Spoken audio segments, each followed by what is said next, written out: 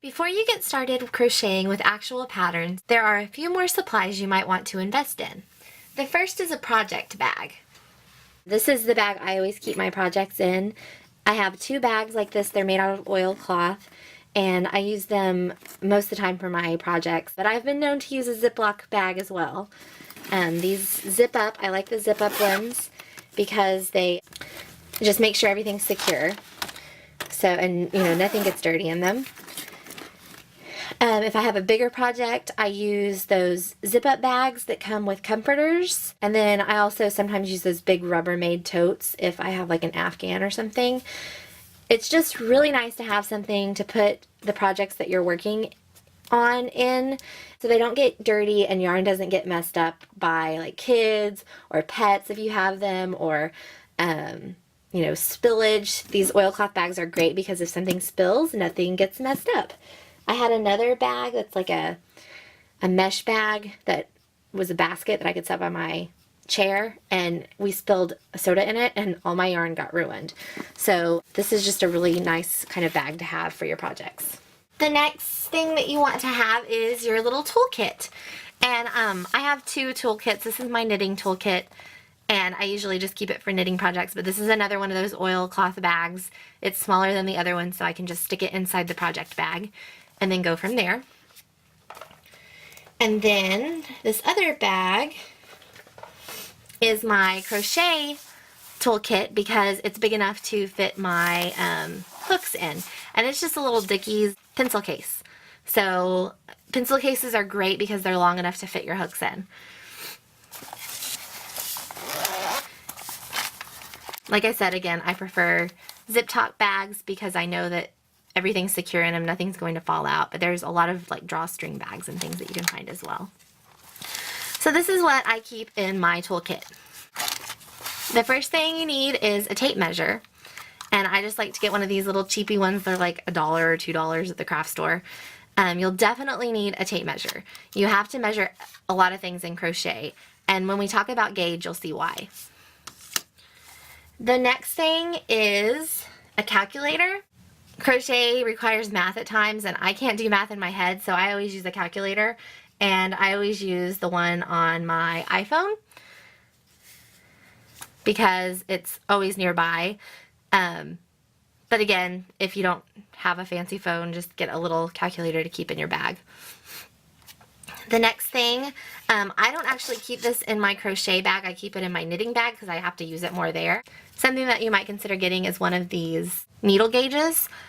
It also has a little gauge ruler that you can gauge a 3-inch to a 4-inch square, and then you can also count stitches using this little tool right here. For this to work, you just stick the hook into whichever size that you're looking for, and then when it fits around the shank, that means that's that size. So this is a J.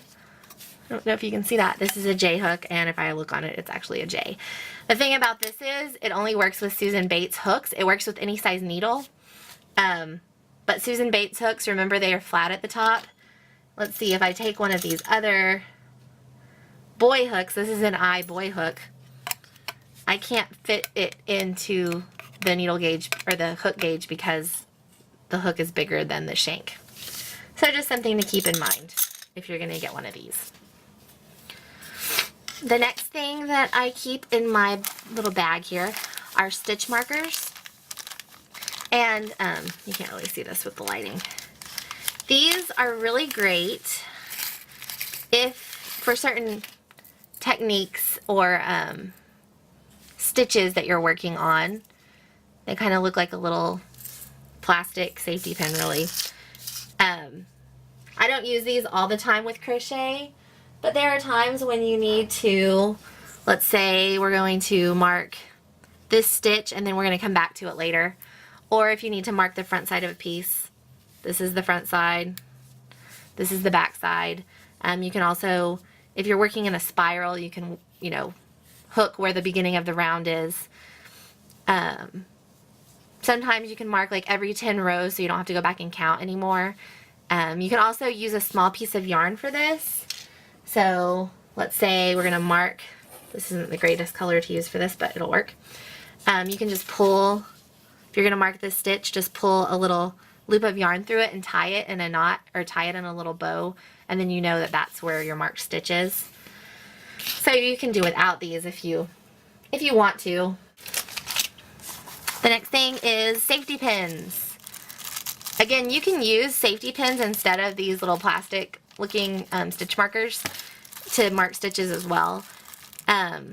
It never fails though that anytime I need a safety pin I can't find one, so I always keep a few around in my kit just in case I need one. The other things I always keep some different hooks in my kit.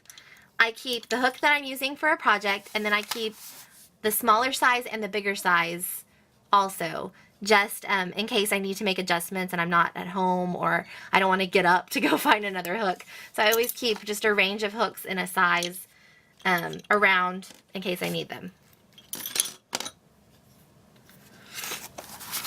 I keep yarn needles in my hook.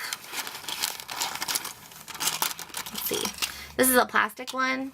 And then I keep my other ones on a magnet so I don't lose them, because I'm notoriously bad for losing needles, especially yarn needles, especially with my Granny a Day project. It's really bad. I'm pretty sure my couch is on a steady diet of needles because that's where I always crochet and I'm always constantly losing them. I'm also really bad about losing my scissors. So as you can see here, I have attached my scissors with some yarn to the zipper of my bag. So I always have my scissors. At least I don't lose those anymore. It probably took me 3 years and half a dozen pair of scissors to realize that this is what I needed to do. But it works wonderfully. And then if someone wants to borrow my scissors, I just give them the whole thing, and then that reminds me to get them back if I'm with a crochet group or anything like that. The next thing is a stitch or row counter. This one's by Clover. And then you just, let me mark it back to 0. So if you're doing a project and you're wanting to count how many rows you've done, you just click it for each row and it changes. There's another kind that's like a little round one that can fit over the top of your hook, like down here on the bottom, and then you turn it yourself. But I really like the clicker. I also have an app on my iPhone called Stitch Minder, and it's really wonderful. So this is Stitch Minder, and it has, not only counts rows, which is this top one, it also counts the pattern row. So if you're working on a certain pattern and you need to not only count all the rows you're working, but the row of a pattern that you're working. And then the repeats of a pattern. So if you have a pattern that repeats every so many stitches, that can count that. And then it also counts increase rows. I just did a search the other day and it looks like there are a few more options out there for iPhone apps if you have one. I don't know about other markets, but I'm sure there's some there as well for your Droid or other phones. So if you're techie and don't want another tool to lose, that's a really good option for you. And also, you want to always have a pencil or a pen handy. I always have a few in my bag because I always lose one again. This is for marking patterns if you need to make an adjustment and things like that. Also, I don't keep these in my bag, but clothespins, wooden clothespins, or any kind of clip can come in handy when you're seaming stuff together. So I always have these little bitty clothespins and these bigger ones in my studio. And let's say we're going to seam this together. It's 2 pieces that we're seaming together. You can clip the pieces together, and then when you're sewing it together, they're not moving all over the place. You have them pinned together so you can sew them up without having to worry about things flopping around. Like I said, you don't have to have all of this stuff, but a lot of these tools do make projects easier, and if you find that you're really getting into crochet, you might want to have them on hand.